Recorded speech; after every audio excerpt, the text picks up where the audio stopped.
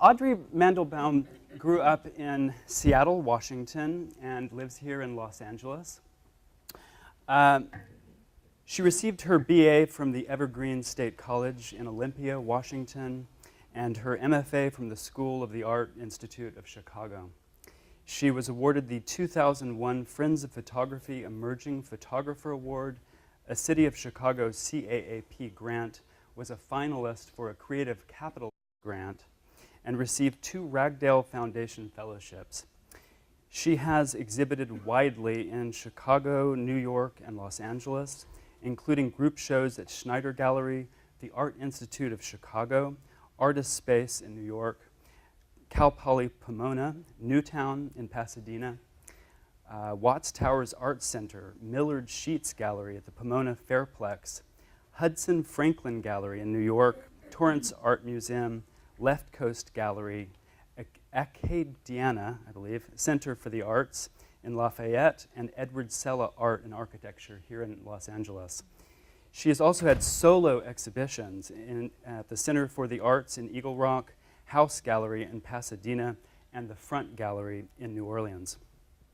Audrey's work is in the collections of the Art Institute of Chicago, the Museum of Contemporary Photography, the New York Public Library, the Seattle Art Museum, and several private collections. Not too shabby. She also coordinates the Master of Fine Arts program here at AULA and teaches photography and art-related classes. So, who am I, Audrey? Thank you for that introduction. Who is Kaylee O'Dwyer? You know, I'd heard so much about Kaylee, and then Charlie said that he was going to conduct this Q&A, and I'd heard so many good things, you know, that this guy is a poet, a published poet, and he teaches creative writing, and he teaches psychology, and he's a practicing therapist, and I just thought, who is this guy? It's so annoying that he does all these amazing things. But then I met him, and of course he's so charming. So, Kaylee O'Dwyer specializes in clinical psychology and creative writing. He's an affiliate faculty member in the BA Psychology concentration at AULA, where he has taught applications of psychology in the 21st century, human sexualities, sources of creativity, theory, and practice. That sounds like something I should take. The psychology of consumer behavior, and various creative writing courses, including this coming spring's Writing as Seeing, Understanding the Poetic Self. He is a winner of an Academy of American Poets Prize, a 2-time nominee for the Pushcart Prize, and a recipient of a Helene Wurlitzer Grant for Poetry. His book of poems, Full Nova, was published by Orchis Press, and his poems on the paintings of Mark Rothko have been on display at the Tate Modern Museum in London and published in various literary journals. Alongside his teaching and writing, Kaylee provides postmodern strength-based therapy in Los Angeles as a licensed marriage and family therapist. Thank you. Aren't we fancy? So I'm aware of the fact that this project started in 2003, nearly or over 10 years ago, and that there was jumping back into the project in 2007 and 2013. And maybe we could start by talking about some of the originating aesthetic intentions, interests that sort of informed commencing the project. In 2003, I was working at Antioch, and I had met a lot of therapists here through the MAP program. And I think I started the project by just noticing that there were particular people that had this sort of, who were therapists, that had this kind of penetrating gaze. And I thought that when I was talking to them, that they could somehow see into my soul, and I found it very disconcerting. And I wasn't sure if this was a quality that you would necessarily, want in a psychotherapist, that they disconcerted you, and yet I was interested in whether there was some quality like that could be captured in psychotherapy. And so because I knew so many folks from the program, and they could also connect me to other people, I started by asking Joy Turek, actually the chair of the MA Psychology program, if she would sit for me, and she did, and it's such a great portrait that was technically lousy. And so I had always meant to reshoot that one. And then I just continued on from there, you know, and part of the idea was, could I do formal portraiture? Because I had done, my background was in social documentary and street photography, which is a little more candid and spontaneous, and using available light, technically speaking, using whatever light is available to me as I shoot. So I wanted to have that experience of setting up a formal portrait. So it was new to me in that sense. And you know, having a portrait subject that was in the room with me, you know, was a little bit like therapy, and really wonderful to have a captive audience that wasn't moving, because my subjects typically were sort of moving around.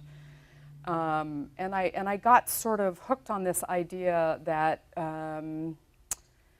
you know, is there this, I mean, it's a simple sort of question and in many ways offensive, and yet I like it anyways as a photographer. Is there a therapeutic type? You know, is there a professional type, a sort of personality that's drawn to this profession, and is there any way to capture that and sort of the, you know, the diverse looks and practices within that profession? Yeah. And within photography, there is a long history of social typing. And I think when you do a series of portraits, you have to address that in some way, because photography, just as an art form, has a way of, you know, flattening people, you know. So I was interested in wrestling with that history. It's such an interesting observation about the look of therapists and the kind of, I'm very aware of certain kind of traces of expectations that I have. I don't necessarily put weight on them, but expectations that therapists should be sort of very penetrating. And then I'm thinking also about therapy as a process, and that by virtue of the photographs, we're sort of taking a still moment of that process. And you were looking, it sounds like in a way you were sort of testing out, is there a look to therapy? Did it affect at all that intention or that interest? Did it affect at all who you chose to sit with you to photograph, or did you take all comers and test the theory? Anyone who said yes.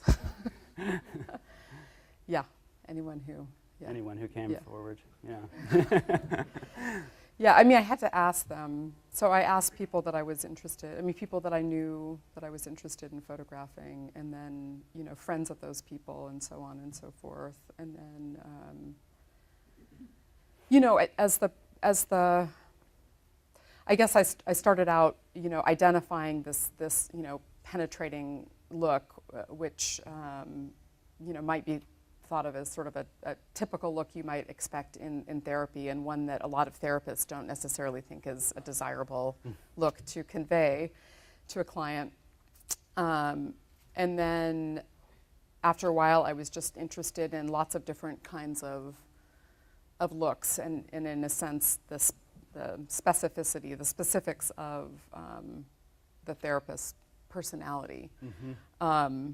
So I wasn't looking, I was just looking for a yes. I wasn't looking for a particular look, but I think I was interested in evoking that look within the sessions and editing for that. So you edited for it, but within the sessions themselves, there was conversation going on with the therapist. And am I right in remembering that you took the photos from the position of the client, in other words, where the client would sit? So, I mean, I'm wondering, did the therapists, how did they experience this kind of turning the focus around on them? Obviously, in therapy, for legal reasons and otherwise, the client is generally the focus, right? But so we're turning. Is that a mandatory disclaimer? That's sort of. So how did the therapists talk about their experience of this, and were they comfortable, and how did that go? The first few shoots that I did, what I talked about most at the beginning, I guess I had this idea that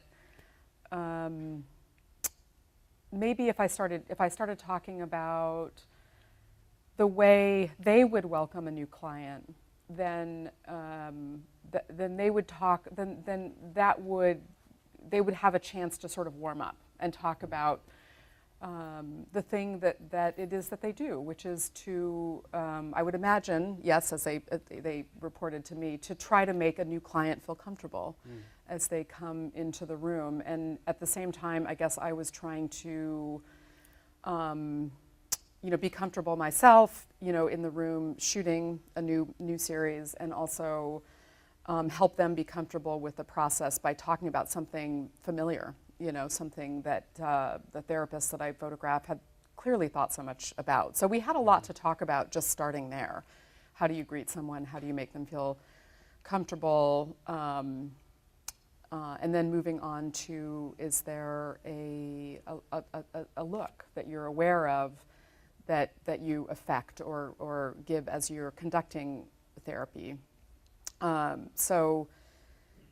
And I can't recall anyone saying that it made them feel particularly uncomfortable, which I guess is a credit to them. I mean, I'm sure I feel uncomfortable when I'm being photographed, so I can only imagine that the subjects would feel uncomfortable. But I think some of them maybe there's some folks that whether they have been in the industry or that seem particularly comfortable in front of a camera. Mm-hmm. So I always wonder, what does a project like this draw? But maybe a credit to you as well in the way that you eased them into it and into the process. Yeah, maybe. I mean, the other thing I would talk about is my own history with psychotherapy, as a client, and how I guess I was hoping that would get them in the mood to talk about therapy, if maybe they would regard me in some sense as a client, and then they would magically snap into that mode that I was trying to photograph. Because the scenario that I had set up was it was staged. It was a bit of a performance, and so in a sense, I wanted to try to evoke, just even through my talking about myself and my history, try to get the subject comfortable and also in the mode, and then see if maybe I could harness that thing or capture that thing it is that they do. Yeah. And I guess more importantly, whether that could be a look that could be captured in, photography. So I talked a lot about myself and, hoping that they would take pity on me. I don't know, free therapy. Well, maybe we could point to a couple of the photographs, starting with Ron B., since here he is. And thinking of what you've just shared about the original kind of look that you were looking for. And I think what I'd like to do is just point to a few, and then we can talk about those. So, sure. So Ron B., and then if we could also look at Linda, which is slide 13. This one, for me, just seems really iconic somehow, and maybe fits into my own kind of expectations to what therapy looks like. This, by the way, is not at all the kind of therapy look that I do, probably, but that's what I sort of have in mind. And then if we could also look at Claudia. Do you see the look? I mean, in those that we just looked at, does it show up in there to some extent? What you were kind of looking for originally? Yeah, they're all different. I think with Ron, who I photographed in one of the earlier legs of the project, we talked quite a bit about, he might have been the fourth or fifth person that I photographed, and he talked quite a bit about making clients feel comfortable and getting a lot of clients who had never been in psychotherapy before and had a certain idea about what that might be like based on a certain, a certain stereotype of an analyst probably. And so we talked a lot about making clients feel comfortable and yeah, and it was interesting because his office was, I thought that he was very comforting presence, and yet his office was sort of oddly configured. Like there's, the lamp kind of in the way, and the chair in the corner, and all of these things. Because some people think quite a bit about decor. I know that I would notice that right away, being a very visual person, and some not so much. So I was interested in how he could sort of create a certain ambiance that I wanted to capture without necessarily, paying so much attention to, the colors, the furniture, the light. Yeah, it's a very, it's right, it's not austere necessarily, but it's bare. The office is bare. And yet he feels, at least to me, a very warm presence. And I also feel like he would be someone that you could laugh with, and then he would set you straight somehow. But you could joke around maybe a bit. And I realize we're looking at these sort of single moments. But maybe we could also look at, I think, Michelle. Yeah, just because the office is such a different kind of environment. Yeah, well, I mean, you had also asked about Claudia, and I'll get back to Michelle too. But I think that a lot of people have noticed that in the earlier portraits that I took that include Ron Boutel and Linda, that they have a similar look to them. That there's this sort of penetrating look, that sort of seeing into the soul, which again is sort of an idea about portraiture, and I think also an idea about therapy, and so there's sort of an intersection between those ideas. But in 2013, when I made some new portraits and I photographed Claudia, I sent her some of the JPEGs, and she said, "Oh, isn't there one of me laughing or smiling?" And that's not all that I do when I have a client, is just look super serious like that. And so those were, it became clear to me that those were the looks that I was drawn to, and so I.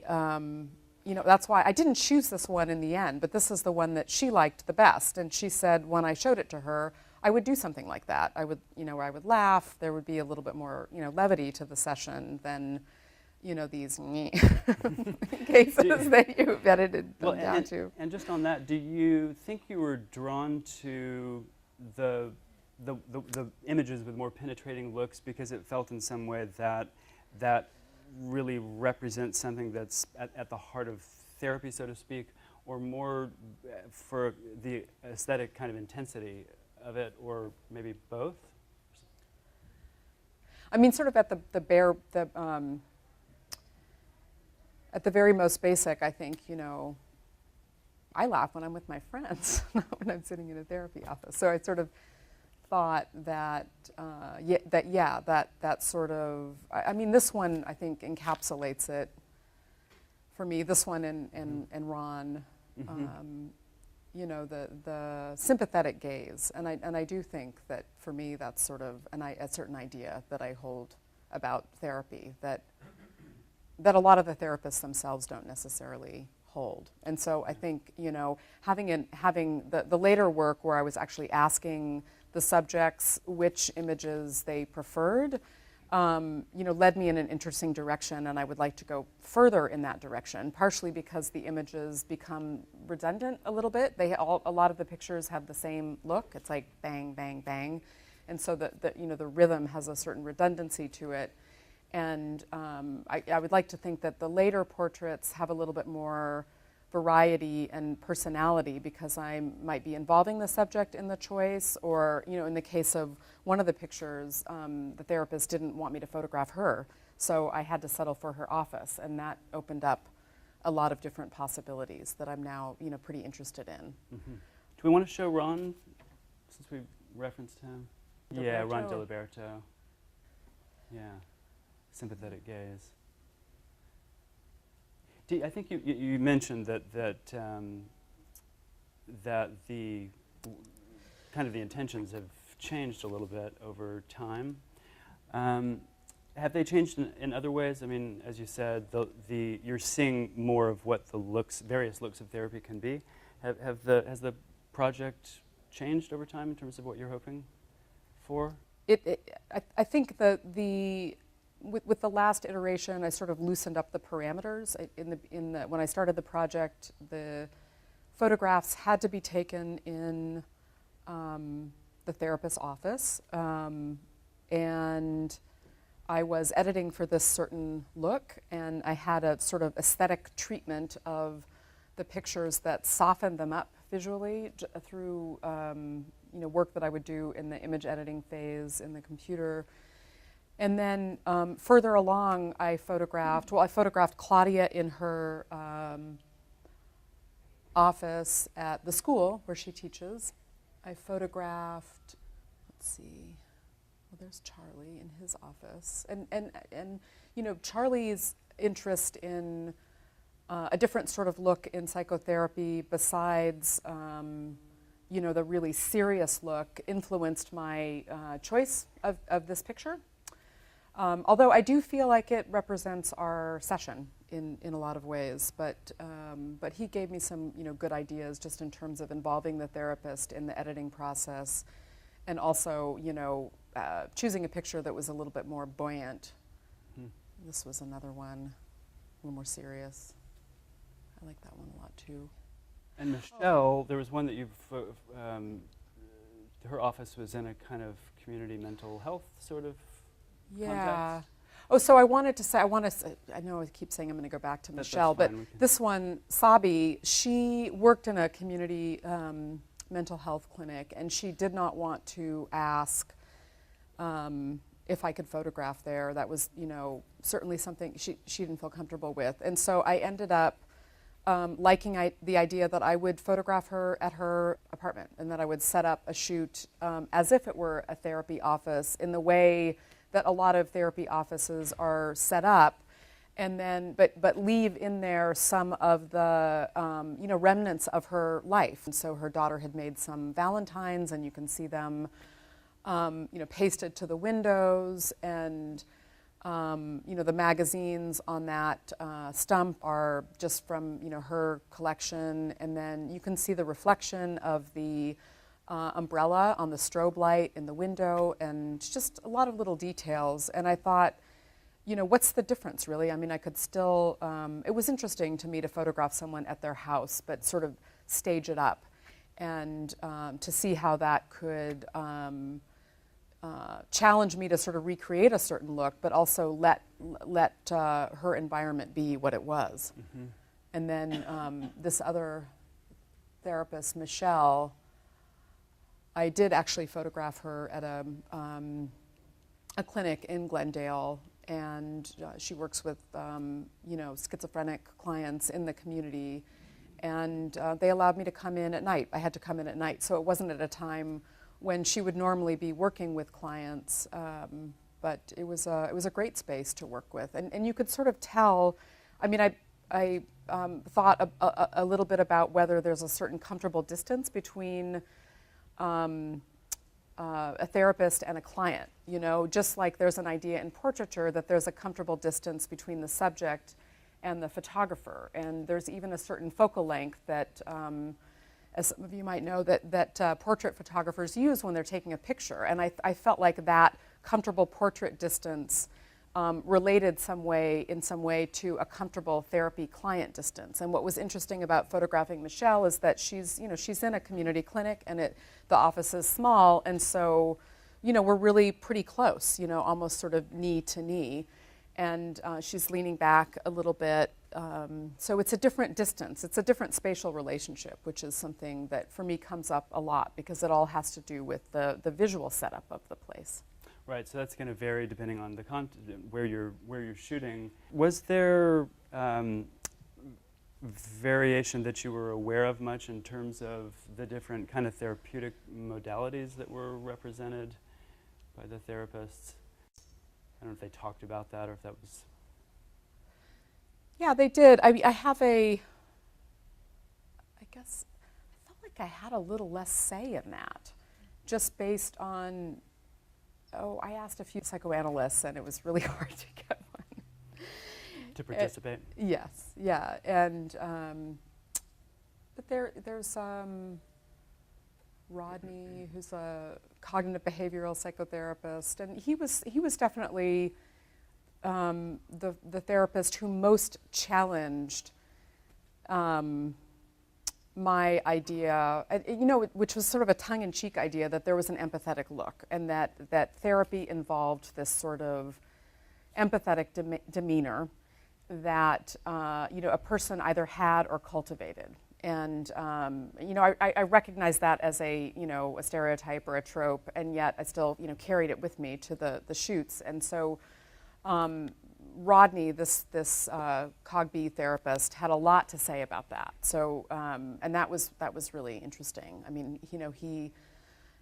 his approach was more about sort of behavior modification and sort of looking in a analytical way, not psychoanalytic way, but you know what I'm talking about. Mm-hmm. And yet I still found that he had something of a sympathetic demeanor, but so that's one example of a different modality. Yeah, did it feel like those differences showed up in the photographs?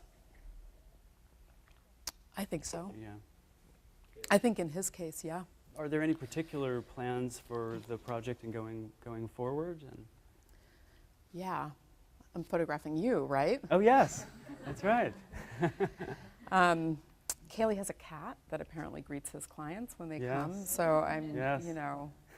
very interested in that. Very interested in photographing Pasha. the cat. I mean, you. Cat is named Pasha.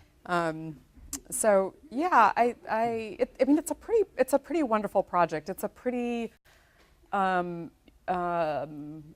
great subject matter, I think. I mean, it's one that is very close to home for me because I'm a beneficiary of psychotherapy, and so I do feel like there's more material there, and more shaking up to do of this sort of typological approach, the approach of photographing and representing a therapist as a particular social type, and sort of moving more into the area of the variety that can be found within that, and just loosening up a bit. So yeah, I have more photographs.